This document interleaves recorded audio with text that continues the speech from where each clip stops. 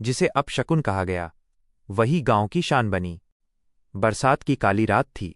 आसमान में बिजली लगातार चमक रही थी। तेज बारिश से पूरा गांव पानी पानी हो चुका था। मिट्टी के घरों की दीवारें गलने लगी थीं।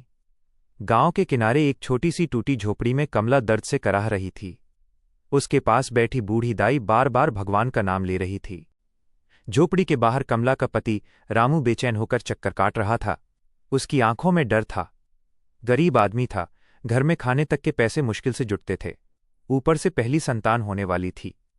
रामू बार बार हाथ जोड़कर आसमान की तरफ देखता और कहता, हे भगवान, बस मेरी पत्नी और बच्चे को सुरक्षित रखना। अचानक अंदर से बच्चे के रोने की आवाज आई। रामू खुशी से अंदर भागा, लेकिन दाई का चेहरा देखकर उसके कदम रुक गए। क्या हुआ दाई? रामू घबराकर बोला। दाई ने बच्ची को गोद में लेते हुए धीमी आवाज में कहा, लड़की हुई है, लेकिन इसके चेहरे पर जन्म से काला निशान है। लोग इसे अच्छा नहीं मानेंगे। कमला ने तुरंत बच्ची को सीने से लगा लिया। उसकी आंखों में ममता थी। उसने कहा, मेरी बेटी भगवान का आशीर्वाद है। लेकिन सुबह होते होते पूरे गांव में बात फैल गई। रामू के घर अपशकुनी लड़की पैदा हुई है। जन्म के समय बिजली गिरी थी खेत में। ये लड़की अशुभ है। गांव के लोग तरह तरह की बातें करने लगे। कोई उस बच्ची को देखकर मुंह फेर लेता, कोई ताने मारता। रामू ने अपनी बेटी का नाम प्यार से गौरी रखा, लेकिन गांव वाले उसे नाम से नहीं, अपशकुन कहकर बुलाते थे। समय बीतता गया।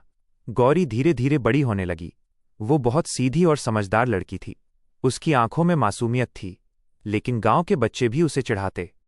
अरे देखो, अपशकुन आ गई। इसके आने से बारिश रुक जाएगी।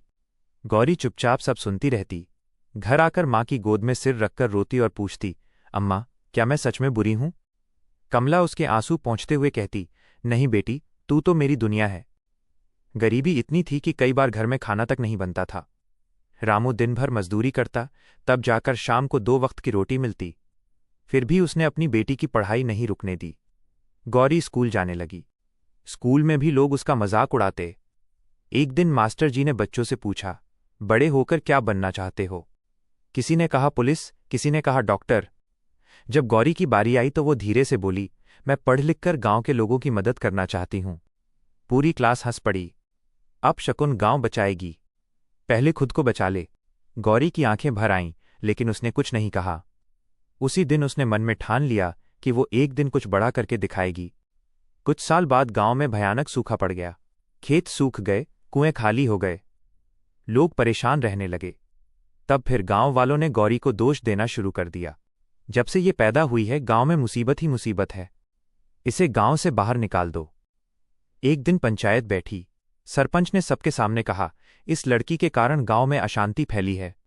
रामू हाथ जोड़कर बोला, मेरी बेटी ने किसी का क्या बिगाड़ा है? लेकिन किसी ने उसकी बात नहीं सुनी। उस रात गौरी बहुत रोई।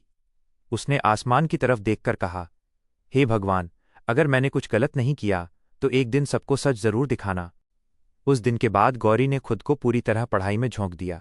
वो दिन में स्कूल जाती और शाम को खेतों में माँ बाप का हाथ बटाती। रात को मिट्टी के दिए की रोशनी में पढ़ती रहती। एक दिन जिले में बड़ी परीक्षा हुई।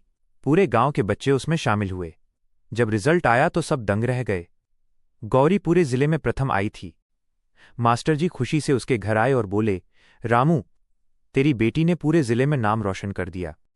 कमला खुशी से रो पड़ी, लेकिन गांव के कुछ लोग फिर भी बोले, पढ़ लेने से क्या होगा, अपशकुन तो अपशकुन ही रहेगी। गौरी ने सब सुन लिया। उसके दिल को चोट लगी, लेकिन उसने हार नहीं मानी। अब उसका सपना अफसर बनने का था।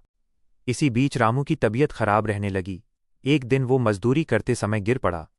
डॉक्टर ने कहा, इलाज शहर में होगा, बहुत पैसे लगेंगे। घर में पैसे नहीं थे। गौरी ने अपनी किताबें तक बेच दीं, लेकिन फिर भी पैसे कम पड़ गए। तभी गांव के ठाकुर ने कहा, अगर गौरी मेरे घर काम करे तो मैं इलाज के पैसे दे दूंगा। रामू का दिल टूट गया, लेकिन गौरी ने कहा, बाबा, आपकी जान से बढ़कर कुछ नहीं। अगले दिन से गौरी ठाकुर के घर काम करने लगी। सुबह से रात तक काम, बर्तन धोना, झाड़ू लगाना, खाना बनाना। फिर भी ठाकुर की पत्नी उसे ताने देती, अपशकुन कहीं की। एक दिन ठाकुर का बेटा हंसते हुए बोला, तू चाहे जितना पढ़ ले, नौकरानी ही रहेगी। गौरी ने पहली बार उसकी आंखों में देखकर कहा, गरीबी इंसान की औकात नहीं बताती साहब, मेहनत बताती है। उसकी बात सुनकर सब चुप हो गए। कुछ महीनों बाद रामू ठीक हो गया। गौरी ने फिर पढ़ाई शुरू कर दी। उसके स्कूल के मास्टर जी ने उसकी फीस भरने में मदद की। गौरी शहर चली गई। वहां उसने छोटे छोटे काम किए। कभी होटल में बर्तन धोए, कभी बच्चों को ट्यूशन पढ़ाया, लेकिन पढ़ाई नहीं छोड़ी। सालों की मेहनत के बाद आखिर वो दिन आया जिसका उसे इंतजार था। गौरी ने प्रशासनिक परीक्षा पास कर ली। वो अफसर बन गई। टीवी पर खबर चल रही थी, गरीब मजदूर की बेटी बनी अफसर। पूरा जिला खुशी मना रहा था, लेकिन गांव वाले शर्म से सिर झुकाए हुए थे। जिस लड़की को उन्होंने अपशकुन कहा था, वही आज सबकी प्रेरणा बन चुकी थी। कुछ साल बाद गौरी अफसर बनकर अपने गांव लौटी। पूरा गांव उसे देखने उमड़ पड़ा। वही लोग जो कभी उसे अपशकुन कहते थे, आज फूल लेकर खड़े थे। गौरी धीरे धीरे उस पुराने कुएं के पास गई जहां कभी उसे पानी भरने से रोका गया था। उसकी आंखों से आंसू निकल पड़े। सरपंच हाथ जोड़कर बोला, बेटी, हमें माफ कर दो, हमने तुझे समझने में बहुत बड़ी गलती की। गौरी मुस्कुराई और बोली, गलती आपकी नहीं थी, आपकी सोच की थी। उसने गांव में नया स्कूल बनवाया, अस्पताल बनवाया, गरीबों के लिए पानी की व्यवस्था करवाई। अब वही गांव अपनी बेटियों को पढ़ाने लगा। लोग अपनी बेटियों से कहते, तुम भी गौरी जैसी बनो। एक दिन गांव में बड़ा सम्मान समारोह रखा गया। पूरे इलाके के लोग वहां आए। मंच पर सरपंच ने कांपती आवाज में कहा, जिस लड़की को हमने अपशकुन कहा था, वही आज हमारे गांव की सबसे बड़ी शान है। पूरा मैदान तालियों से गूंज उठा। कमला रोते हुए बोली, आज मेरी बेटी ने साबित कर दिया कि बेटी कभी बोझ नहीं होती। रामू ने आसमान की तरफ देखकर कहा, भगवान, आज मेरी बेटी ने मेरा सिर गर्व से ऊंचा कर दिया। गौरी मंच से नीचे उतरी और अपने माता पिता के पैर छू लिए। उसकी आंखों में आंसू थे, लेकिन इस बार ये आंसू दुख के नहीं, जीत के थे। उस दिन पूरे गांव को समझ आ गया कि कोई बच्चा अपशकुन नहीं होता।